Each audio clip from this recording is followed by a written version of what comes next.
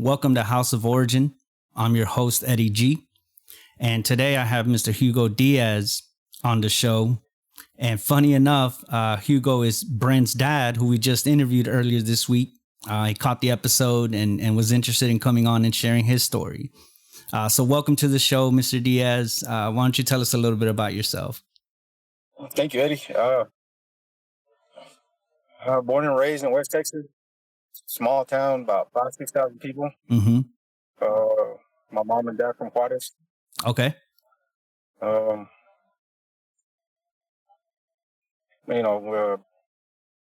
Throughout high school, played sports and stuff, so yeah, kind of a jock. So what was it like, I guess, growing up in West Texas? Well, it's like a small town, man. I mean, everybody knows everybody, and Mm-hmm. you grow up with your cousins, and so you guys have a lot of family out there? Yeah, so most of my mom on my mom and dad's side, relatives would come because it's the oil field. Mm-hmm. We had a lot of family come in and out. Okay, that's good. And what did your parents do? My dad worked in the oil field all his life, and then my mom she stayed at home. But we there's also a like cotton field. Mm-hmm. Picking peppers. Yeah, bro. We pick pecans.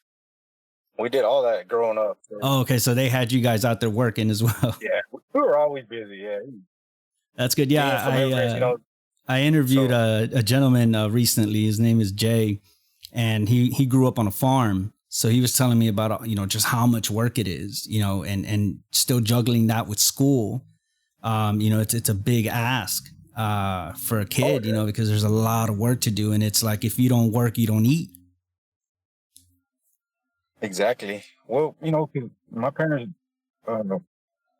my two oldest brothers, they weren't born here. They were born in Juarez. So, being from immigrants, I mean, we had to work. Yeah. So whatever we had to do, we did it. Sounds good. Sounds good. And so growing up and having to work like that, what are some of the things that you kind of had to look forward to, or what was your schedule like when you were a child? Well, the good thing about me, I guess, or bad or good, or whatever you want to call it, I was a baby of the family. So my older brother, they pitched in to help. Oh, so I was kind of spoiled. Yeah. I got to actually, play basketball, football, stuff like that. But yeah, you mentioned that when we were talking a little bit before we started that, you were really big into sports. So if we summertime, if we weren't working or we were playing sports, we were in the salon, hoeing, Mm-hmm. cotton fields and stuff like that. So, and what was your dynamic like with your siblings? Man, we all got along.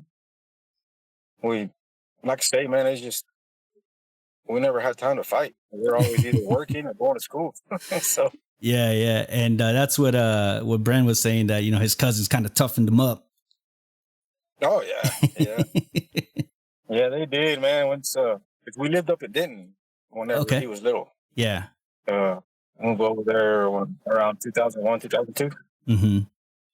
And then we finally moved. We had to move back to Lubbock, and then from Lubbock we came back home. Mm-hmm. And what was that like to move out to Denton and then have to come back?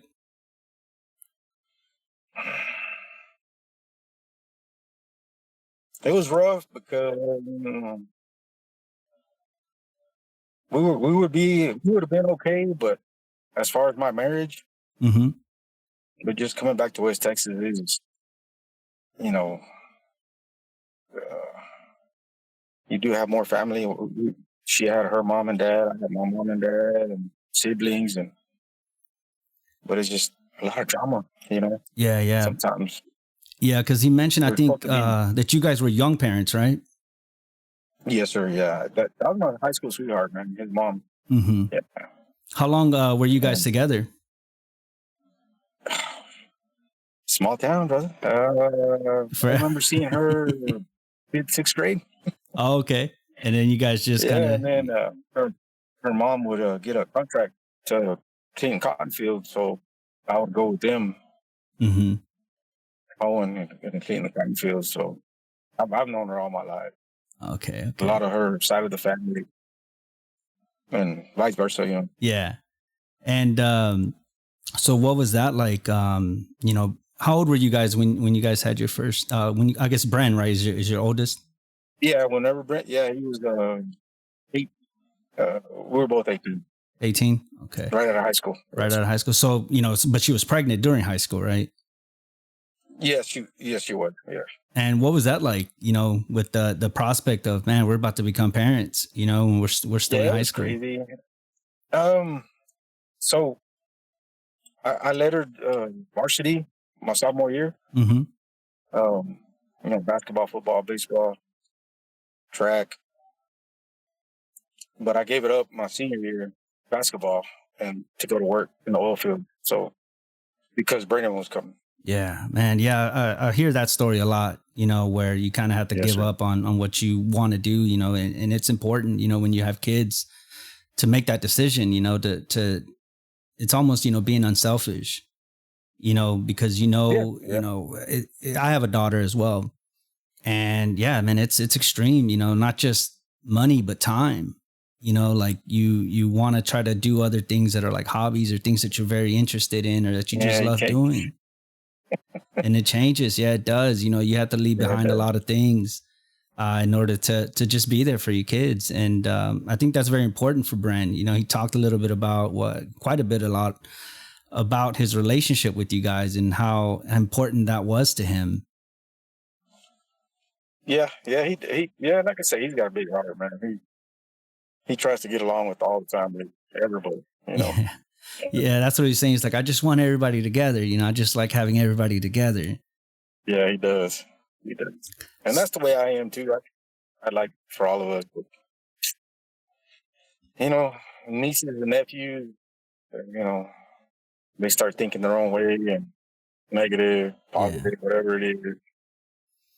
So then But once Bren was born, uh, what happened? How did it go from the time that he was born for you guys being young parents? So you said you had to start working. Um, was Bren's mom working as well at that time, or was she more just taking care of him? yeah, actually, she was working at McDonald's. She was pretty sharp. She was a manager at McDonald's, Coach Montana. Um, I actually didn't have to quit high school, but the principal uh, came to me and said, "Hey, I understand that you had a kid come in, and we don't normally do this, but if you want to work half a day, so I would go to school half at 12, and then from there I would go work in the oil field." Oh, wow. And it was, like I say, I didn't have to, but my mom and dad didn't want me to. But I was like, "Oh, yeah, I got it. I'll take care of it." Yeah. And so, So, what is it like working in the oil field? What did you do in the oil field? so whenever the oil comes out of the ground, Hmm. as I'm trying to explain it easy, I can't. That that water has to get moved, so they got trucks and I call vac trucks, and I would go with them guys, them truck drivers, and we would load water and pick up leaks. There would be a leak or Hmm. whatever. Yeah, Yeah. So I'm assuming that it's pretty hard work. You worked a lot it of can be, hours and yes, sir. stuff like that. Yeah, and then we would move the drilling rigs. That company that I was with, Hmm. um, I don't know if you've seen a drilling rig before. I can Uh, imagine. I think what you like it's something like that. Oh, okay, gotcha. Yeah, that's what I was picturing in So my head. Yeah. yeah, so it's drilling the making the hole, if you will. Mm-hmm, mm-hmm. And then that whole thing has to come apart. Everything has to be moved to another location, and that's what I would help the big trucks move. Yeah. That big equipment. So, And 18 so, years old, out there, mm-hmm. midnight, 1, 2 o'clock in the morning, and then go to school. Yeah, yeah. I remember when I, not to compare it to, what you had to do, but when I worked, I started working early as well. I started working at 9, cleaning offices and doing carpets. Right. And, as I got older, I got a real job at Sonic. And yeah, man, I used to work there till like 2, 3 in the morning. Everything has to be cleaned and washed and everything. And then I'd go home, do my homework, and then wake up in the morning at 7 to go to school, and it was tough. It was tough. And you're doing it because you don't have anything else, you don't have any resources, Right. and so I started working there just to get money for school clothes. Cause I was like, man, I got to go back to school and I don't have any clothes, tired of hand-me-downs, so, but yeah, it is tough, man, when you have to make that decision as a young person to decide, man, I have to work to get the things that I want and need. Yes, sir. And like say, I was kind of spoiled, so my older siblings they probably help out, but still kind of I still wanted to work. Yeah. So what was it? What was going through your mind as Bren was coming? The prospect of, man, I'm about to be a dad. Scared, excited. What are we gonna do? Where are we gonna go? Where are we gonna live? And then my oldest brother, had been living in Denton for a while, so we visited and we're like, you know what, let's go. So we moved up there for a while, for say about 5 years. Okay, so his first 5 years were in Denton. Yes, sir. And so what was that like? For you guys, having moved out of West Texas, now you're in Denton. What were you working in when you were in Denton? I was building power line, mm-hmm. and then that didn't work out. Kind of immature and fighting with the older guys. Mm-hmm. Don't talk to me like that. Just young and. And I ended up going to working for the city of Corinth, mm-hmm. and then city of Louisville, and then from there we ended up moving back to Lubbock. Did you guys? I'm assuming you probably did, but did you guys have any financial struggles around this time? Oh yeah, man, it was. I mean, it's awesome living over there. Like I told Brandon, I was like, man, it's nice, but everything's so expensive over there, man. And yeah, it was. I had family in Arlington, but we would try to go visit them every other weekend or once a month. But it was tight. Money was tight. Yeah. And so, at what point did you decide? All right, it's time to go back home? Well, whenever we got pregnant with my daughter, mm-hmm. We didn't have nowhere to keep her, man. I mean, it was going to cost more for us to leave her for a babysitter mm-hmm. than for her to be to work. It's so expensive. Okay, gotcha. Man. Yeah. So yeah, we just moved back. We had family over here, grandma, grandpa, my mom and dad. Mm-hmm. So. And then so you went back to the oil fields at that point. Yeah, I came back. Yes, sir. And so did how did that go? You guys are back. In West Texas, it's Denver City, right? Yes, sir. And you're back in the oil field. So did the prospects of money get better, or was it still the same? Were you guys still struggling? Like how did that? Yeah, no, hell no, man. I mean, the oil field pays, it's hard work, but I mean, it was, I went from paying $12 an hour to $18, $19 an hour, 13, 14 hours a day. So mm-hmm. I was able to get, 3,000 square foot house with 10 acres. And oh, nice. yeah, it's different life. And so, as your kids are getting older now, you have a new baby. What kind of father did you want to be?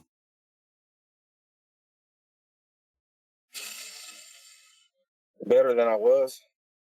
Thinking back, a better husband. Mm-hmm. Uh, I definitely took my ex-wife for granted Mm-hmm. and what I had at the time. But it came routine, and I don't know. We just kind of grew apart there for a while. Yeah, and it happens, right? You have so much going on. You're still young. You're still experiencing life. Yeah, You're sure. still learning from life. Um, you say that you wanted to be a better father than you were. What are some of the mistakes that you made? And the reason why I'm asking is just as a father as well. A lot of people don't realize, that you're going to make mistakes. You're going to do things wrong. Right. You're going to have to ask for forgiveness at some point. And, life is stressful. Life is hard. And, I'm just, I just would like to know, if you want to open up, just what are some of those mistakes that you look back on now and you wish, you had done differently? Yeah, no, so I was involved, with Braylon was playing travel like all-star baseball, and his sister was a team. I was involved in their lives and stuff, but I think maybe just being a little more there. You say, okay, yeah, I sacrificed them playing ball or whatever, but maybe taking them to the movies a little more, Mm-hmm. or to the random like zoo or going out of town or whatever. Yeah, just like building that personal relationship a little bit more. Yeah. Yeah, and I mean, they know I love them. They love me or whatever, But I think making more memories is where I failed Mm-hmm. a little bit, And so now they did have everything they needed. I mean, and so now, yes, now that that you guys are all grown up, and do you now want to, or do you do those things now with them where you're trying to build those memories with them? so my divorce would take us to a whole nother, but I lost a relationship with my daughter when we got divorced, and they're in San Antonio now, her and her mom, Mm-hmm. and Braylon's in Dallas. But yeah, I would like to make more memories. I mean, even now, I'm 44 years old, and I would love to hang out with him, But she's 18, Brandon's 25, and they got to start their own lives and do their own things there. Yeah, and so you mentioned that your daughter's with your ex-wife, your son is in Dallas, so you're by yourself out in West Texas. How does that affect you to have your family all over Texas? I'm alone as far as my kids aren't here, but I do have a good, awesome girlfriend, and then I still have my mom and dad here in town. Mm-hmm. My brother and my sister, their kids, they're still in Delaware City. So I, as far as I wish my kids were here, but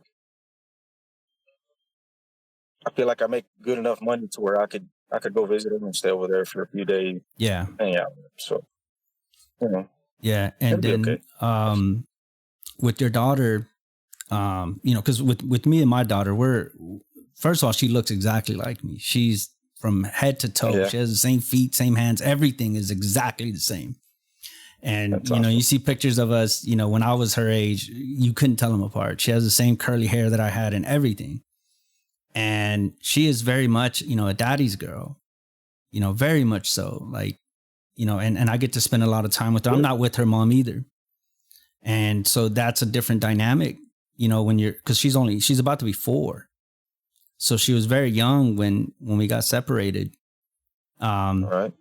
So I have had to spend time away from her, and it's terrible, man, because you wouldn't want to do anything else but spend time with them. Right. And, in the beginning, it is very difficult to develop a relationship with that person because everybody's upset. Everybody's hurt. Everybody's, the hurt is still very raw. But, over the next couple of years, we ended up being able to develop a relationship, to co-parent, successfully, Right. to, because the thing that I didn't want to happen was I didn't want, okay, Christmas with me, Thanksgiving with you, Right. I'll get her for New Year's and then she'll have 2 birthdays, one with you, one with me. I didn't want that for her. I wanted us to be able to be together for her, even though we're not together. So I wanted us to be able to have those birthdays together, celebrate the holidays together so that she can have both parents, when she goes to dinner with her family, they'll always invite me, like, come in. And I go, or I try to go, because I don't want my daughter to sit there and be like, why is everybody else's dad here, not mine? Right. And it took a lot of work and a lot of communication to get to that point. So, you mentioned that, with your daughter, you kind of lost that relationship. So what was that like for you to be navigating that now? Fucking horrible, man. Mm-hmm. She, like I say, if we talk about my divorce or what I did, it was pretty horrible. And we can, it's uncensored, unfiltered. You can talk about whatever you would like to. It would be a whole nother class. I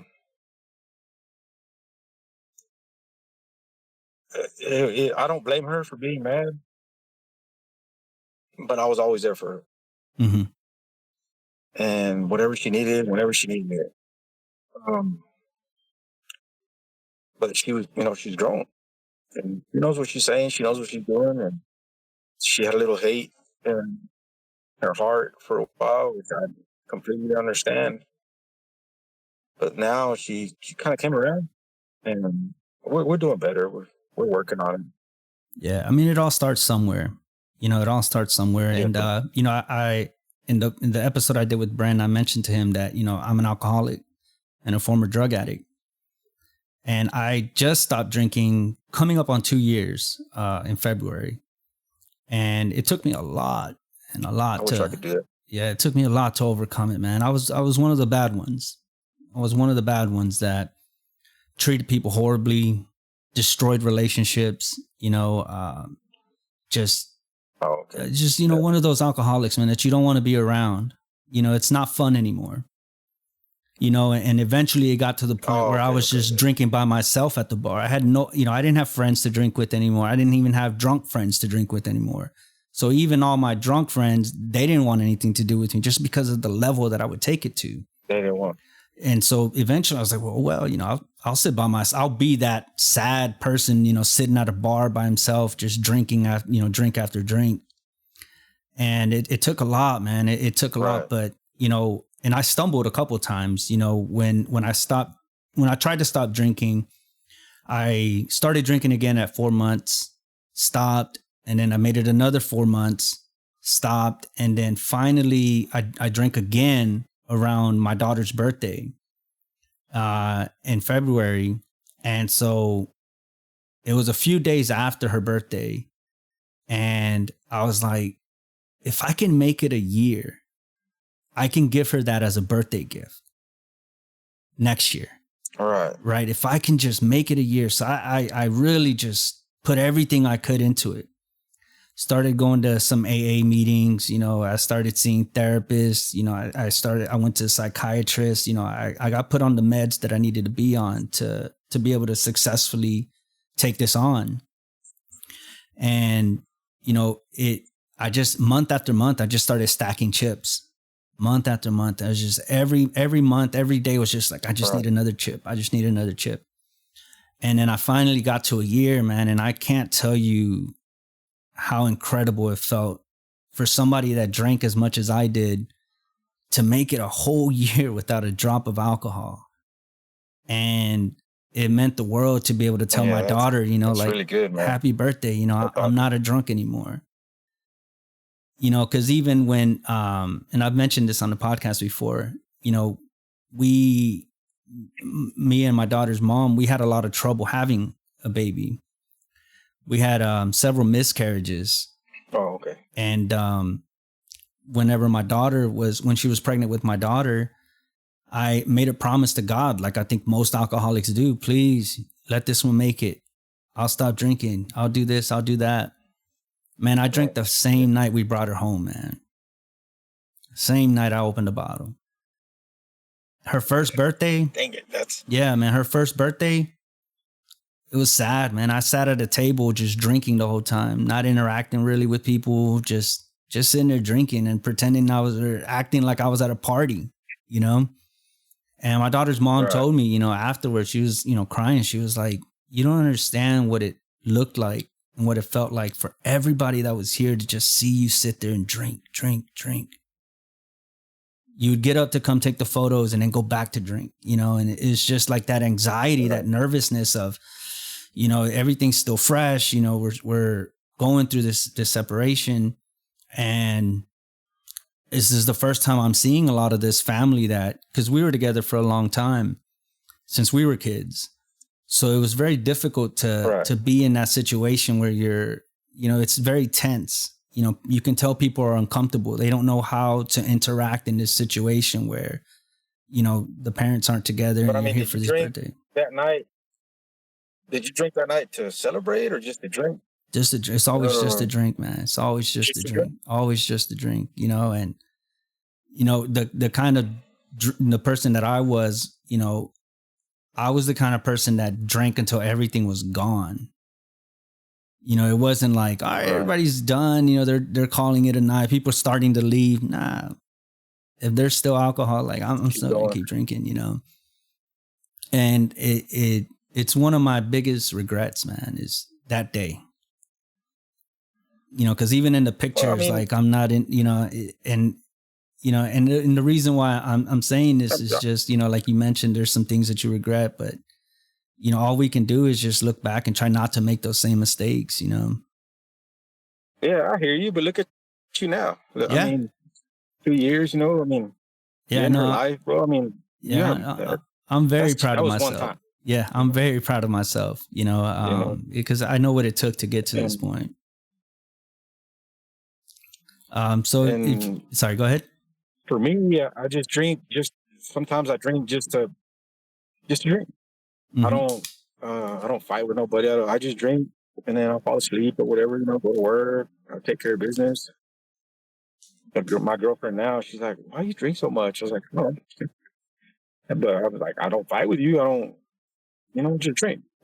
I guess it's like a medicine for me, maybe. I don't know. Yeah, no, it can be like that. You know, it's an escape. It puts you in a different perspective. You really don't. Everything that you're dealing with doesn't hurt as much because you're kind of numbing to it. Right. You know, but, you know, I think it's possible for anybody, you know, even if they might not have a problem, you know, and they just want to stop drinking. I think the first step is, you know, just trying to head in that direction, even if you can limit it. Yeah. And so, you know, going back to, you know, and you don't have to talk about it if you don't want to. But I know the divorce is a very big part of Bren's life as well. And, you know, he mentioned his sister as well. And you've mentioned a couple of things, you know, that, you know, you did some things. It wasn't a pretty divorce. It wasn't just as simple as we're not together anymore. If you don't mind talking a little bit about that. Yeah, so Bren's mom, you know, long story short, man, I cheated on her with her best friend. Mm-hmm. And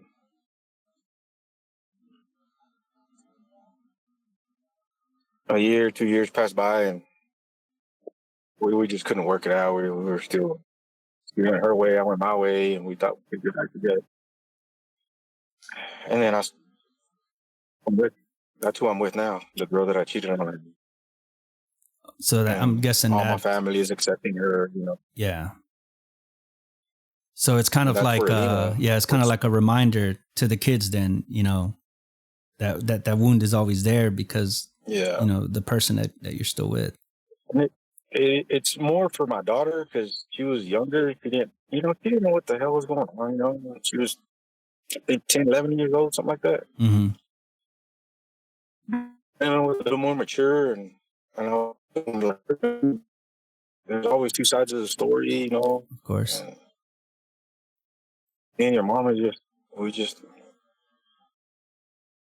what really hurt, um, is, okay, I made a mistake. Like, really fucked up. That's the worst thing you can ever fucking do, man. We were, bro, we were divorced in 6 months. Mm-hmm. She was done like that. Right? And man, we've known each other since we were 12, 13 years old. She started a whole new life. She got a house. She got no car. She got furniture. And that's what, till now, that's what really, did you really want out of our relationship, or that you already had that in your plans, or, I don't know, bro, like a lot of things go through my mind, like how, Yeah. So it was just, I don't know how many divorced people you know, but. So it was just hard to see her kind of moving on. Hello. Yeah, I'm here. I'm here. Sorry, brother. No, it's okay. It's okay. It's back. So it was just hard for you to see her moving on. Well, like that quick. Mm-hmm. Like, I've known people get divorced, and it takes them a year, and maybe the husband moves out and he's living in an RV or living at his dad and mom's house or brother's house or sister's house. Yeah. No, not my ex-wife. Hell no. She was like, okay, I got a house, I got a car, furniture. I don't know, man. It was just weird.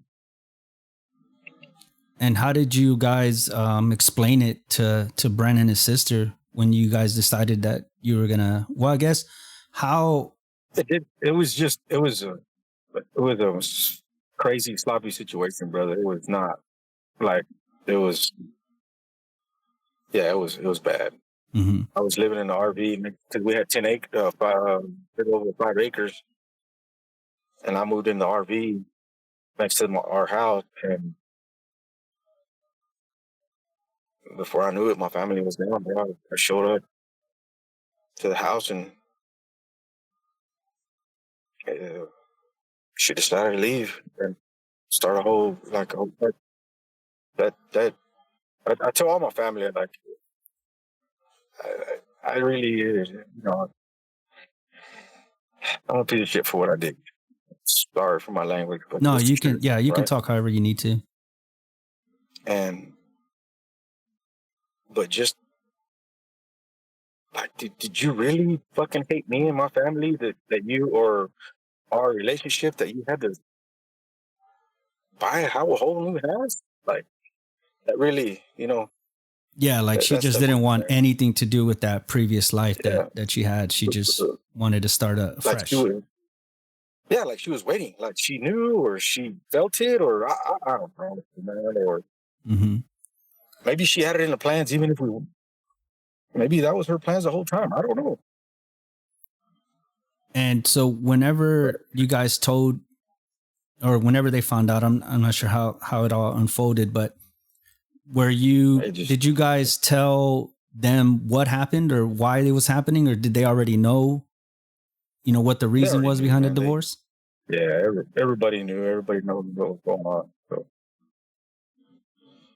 And how did that make you feel? To know that I guess your business was out there for everybody to kind of see and. Well, a small town. Yeah, a small town. And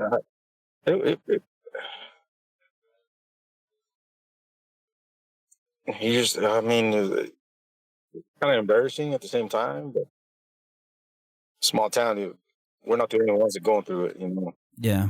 There's a lot of wives and husbands cheating. Mm-hmm. And what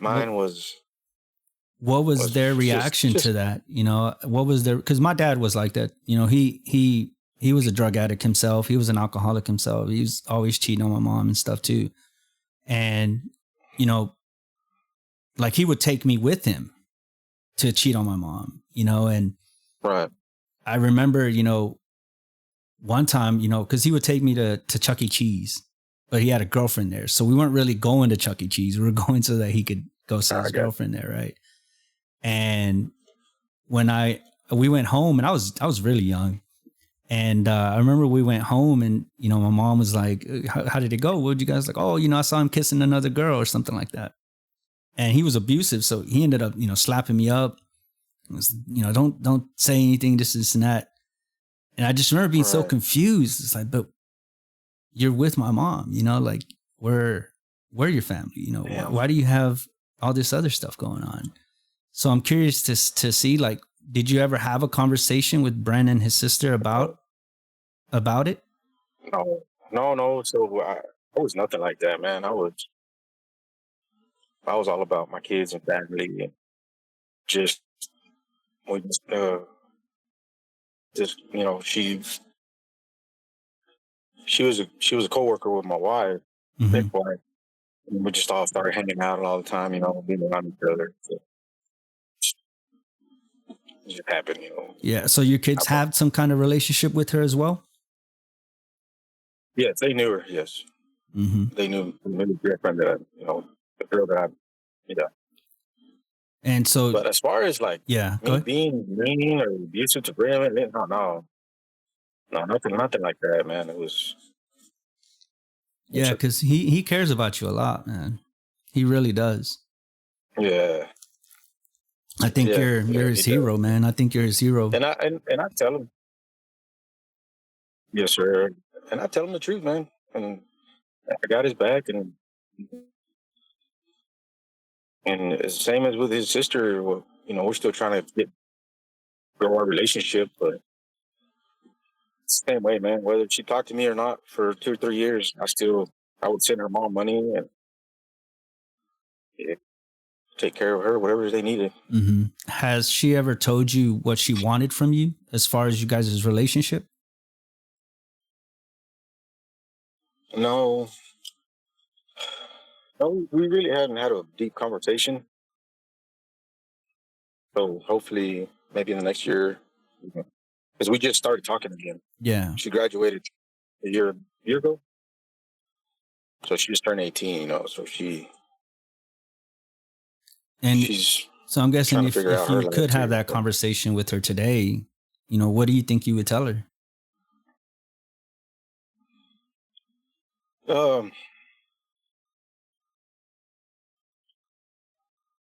That, you know, that I fucked up, that I kind of ruined her life. I didn't mean to. But,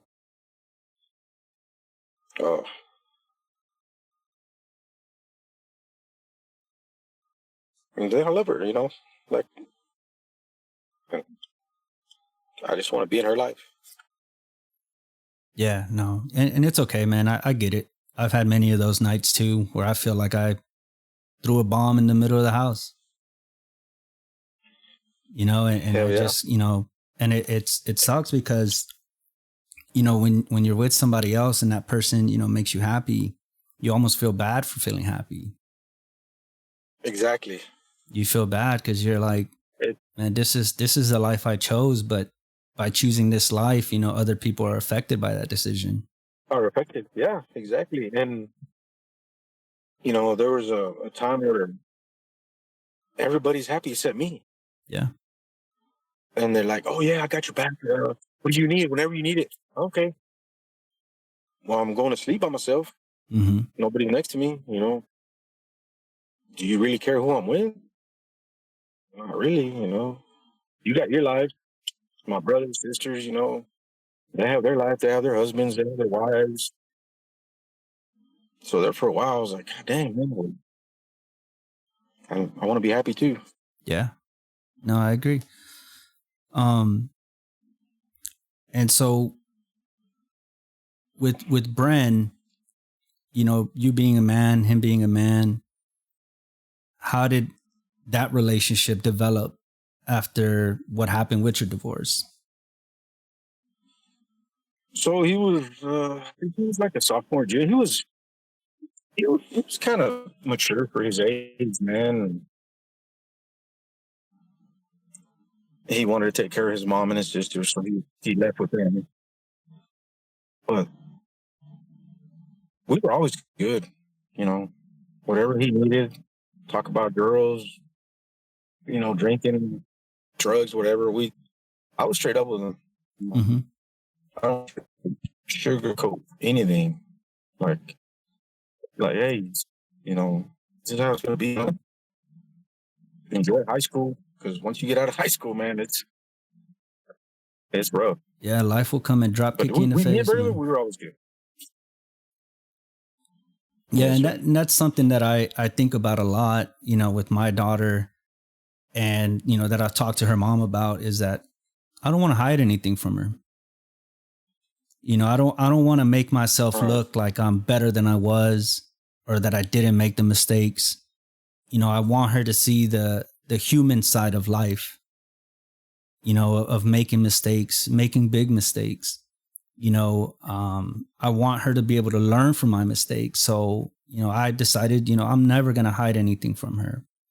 And in doing so, even with this podcast, I'm 19, 20 episodes in, and I've said a lot. I've been, since the beginning, I said I'm going to be completely open with my podcast. I want people to hear it and be like, yeah, this is real life. It's not so pretty and nice all the time. Real people go through real things. And that's why I like talking to just, regular people from different aspects of life, because that, those real, like your story, you're going through a lot with your decision, and, a lot, and like you said, a lot of people go through that. And, something Brennan and I were talking about was that men don't talk about it. Men don't share with each other, the things that they're going through, the things that are affecting them. But little by little, the more people that come out and talk about those things, I feel like we all kind of build a community with each other, knowing like, okay, at the end of the day, if I reach out to Eddie and talk to him about drinking or something, yeah, I'm an alcoholic, an embarrassing one, like I have so many terrible stories, man. Really? So many terrible stories. Like I have made probably every single person in my life cry because of something I said, something I did, things that I forgot. And it hurts, man. It hurts a lot, because a lot of the relationships that I used to have are gone. And even if you try to repair them and you're on talking terms again, or you're hanging out, it's never the same. Right. It's never the same when you hurt somebody so bad, and you're grateful that they give you another chance. But a lot of my friendships, man, just dissolved, and you kind of deal with that. You kind of feel like, well, maybe that's my karma for the things that I've done. But, it's very difficult at times for me, I mean, what's kind of shitty about that, bro, is like, you're a different person now. You're not the same. Yeah. I mean, I don't know why they wouldn't forgive you, or you'd be like, hey, I'm glad you're doing better. Let's hang out. And a lot of them do, a lot of them do. Something. Yeah, a lot of them do. And I really appreciate them for it. But yeah, it's difficult, man. And then, like I said, add on to that, I was a drug addict for a long time. I stopped doing drugs in 2015. But even then, like that's its own period of time where I was doing terrible things as well for drugs. Right. And people seeing me basically killing myself every day for a substance, for a drink. Like I had, some pretty bad health issues because of alcohol. I had a couple of overdoses. I was in very, very stupid, sketchy situations for drugs. And that's what I was telling Bran as well. It's like, I feel like I'm the luckiest, unlucky person in the world, because I got away with so much for some reason. Like there's so many opportunities for me. And sometimes you need to be caught and punished for you to think about what you're doing. I'm like, damn, is this really the life that I want to live? But for me, because I never had to be held accountable, I felt like I was invisible. I can do whatever I want. Nothing's going to happen. Right. you know, and that was terrible for me, you know, because I just kept going further and further and further and further. But, you know, with drugs, I had to stop, man. It was either going to be end up dead or end up in jail, you know, and not just for like a weekend or two, you know, it's like the stuff that I was doing. Yeah. It's, you know, your life is going to really, really change. And, you know, but yeah, like you said, it does feel good to look back on it now and be like, man, it's not fair that I got away with all this stuff, but I have to do something with it now. You know, but yeah, it's like I see the way it's in the past now, man. I mean, look at you now. Yeah, that's if I didn't know you then or now, whatever. It's just like, look at you, man. You're doing better. Yeah, I appreciate it. I'm worried about the past. We can't do it. What are we gonna do about the past? That's it's like they say, you know. That's what one of my friends would tell me. Mm-hmm. He's like, "Hey, bro, let go. Let it go. You can't change the past." Yeah, it's like they say the windshield is bigger than the rearview mirror. You know, so yes, sir. Why look back so often? You know, I think it's good to know and accept that those things are there. But yeah, you're right. It's not healthy to just stay stuck in the past and all the things that you've done, because I do carry that a lot with me. You know, I do think about the things that I've done and I'm like, fuck, you know, like right. I can't believe it. You know, it's like, but something that my girlfriend told me was that when you have true change and you realize that you're actually doing something is when you can't recognize the person you used to be. And I was like, man, that speaks a lot to me. That's because it's true. Like I'm not that person anymore. And I can't believe the things that person did. I would never do any of those things today, but I did, you know, but it's like the fact that I can't recognize that person just says about so much about the growth that I've developed since then. And, you know, I really like that, you know, I really like that, you know, because I don't recognize that person, you know. It's like, I'm 36, man. And, I've done enough for a couple of lifetimes, man. You know, I've definitely done a lot for a couple of lifetimes, and especially growing up in a big city, right? So I was born in Dallas, and then we moved to Houston, and we bounced around Houston for a little bit, and then we ended up it was kind of like a little small part of town called Stafford. And then from there, we moved to what's called Fresno, which is really, really small. Maybe like at that time, maybe like 2,000 people, you know, one street, you know, and it's like, it was very small, and it was different for me. It was very kind of country, but I was surrounded by drugs, you know, like there was just drugs everywhere. I was telling Bren, you know, I started doing drugs when I was 8. You know, so so I was, and I started drinking when I was like 13 or so, smoking cigarettes, doing hard drugs by the time I was 12. And, you know, my dad left when I was 7. And so that just completely turned my life upside down, you know, to go from having a family to not. And, you know, so I just, you know, immediately almost, you know, he left when I was 7. I started doing drugs when I was 8. So I kind of immediately went to numbing me, you know, to numbing myself to what was going on.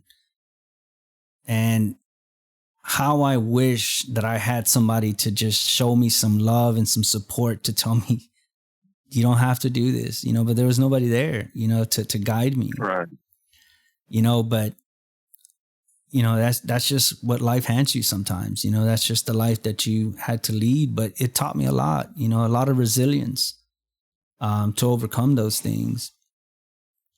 But and I can't imagine growing up without a dad, bro. Like I had my dad, my mom all my life, and I still have him. Thank God. That's good, man.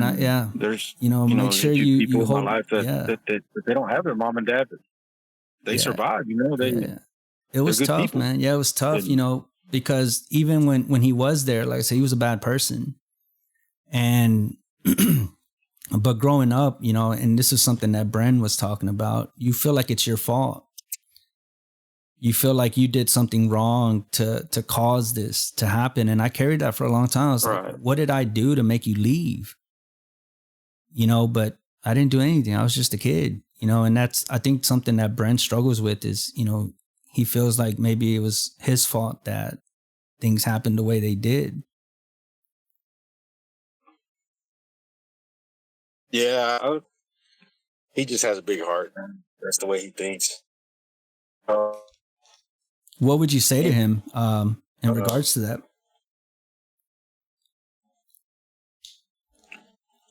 It's not his fault. I don't know why he would feel like that. I talked to him like, hey, this is me.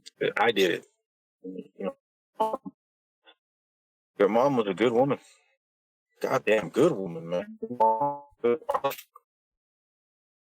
far as, hard worker, she had 2 jobs, and we just kind of grew apart there for a minute, but it just, life happens, man. And well, let me ask you this. And I would tell him, like, I can't.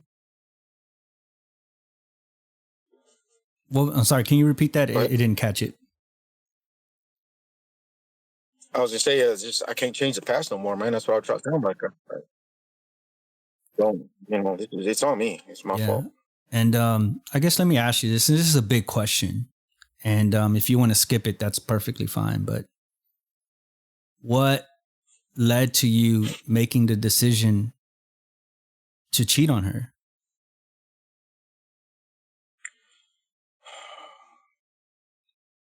So we were more like roommates.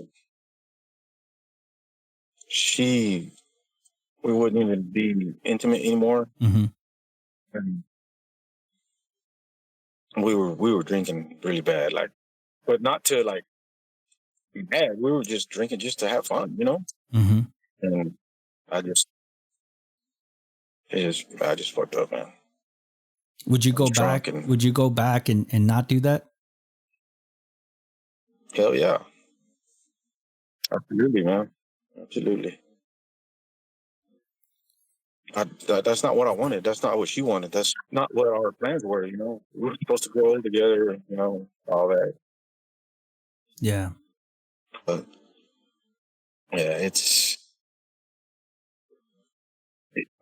it sucks, man.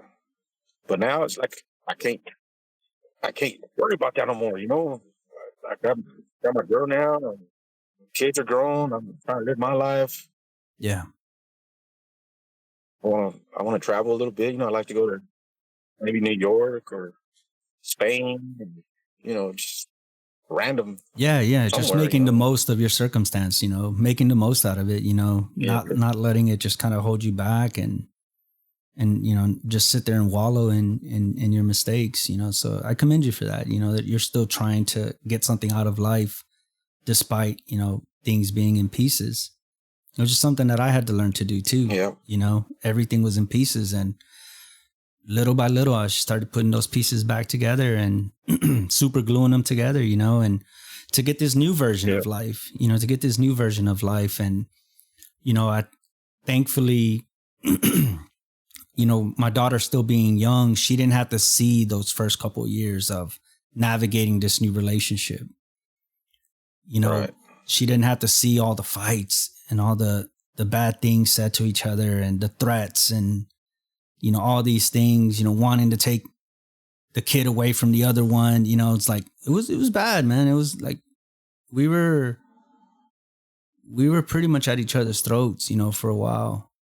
And, damn it. And it's not anything she did. It was all me, because I was still drinking a lot, so I was still, right, fucking up and just not taking things serious. It's like, you're saying you want to do all these things, but you're not showing it, and so yeah. Thankfully now, we're in a much, much better place, where our daughter is primary, for both of us together. It's not my thing, your thing. But it took a lot of work, man, a lot of communication for us to get to where we are today. But, as they say, man, it is what it is. Whenever, because you say, I don't want her to have 2 birthdays, man. Exactly. That's good, man. That's awesome. Because she's going to remember that all her life. Yeah, I hope so, man. Trust me, coming from somebody that, that divorced and it wasn't like that, I would still, come around the birthdays and stuff, but it wasn't the same. I didn't bring my partner. I really didn't. Well, we weren't together like that. Mm-hmm. I was the first year or two of my divorce. I was like a little kid, bro. I was out there partying, drinking every night. Mm-hmm. I mean, I would go to a bar, small towns, we'd drive 30 minutes, drink, come back home, wake up, go to work, oil field. That, you know, so I didn't have really like a girlfriend at the time or nothing like that. So I was there for both of my kids. Yeah, that's good, man. Because that's all you can do at the end of the day is just be there. Yeah. And the way y'all are doing it like that, man, that's good, man. She's gonna remember that. Thank you. I appreciate it. So what do you do with your time now? Besides work? Right now I'm just working, man. Yeah.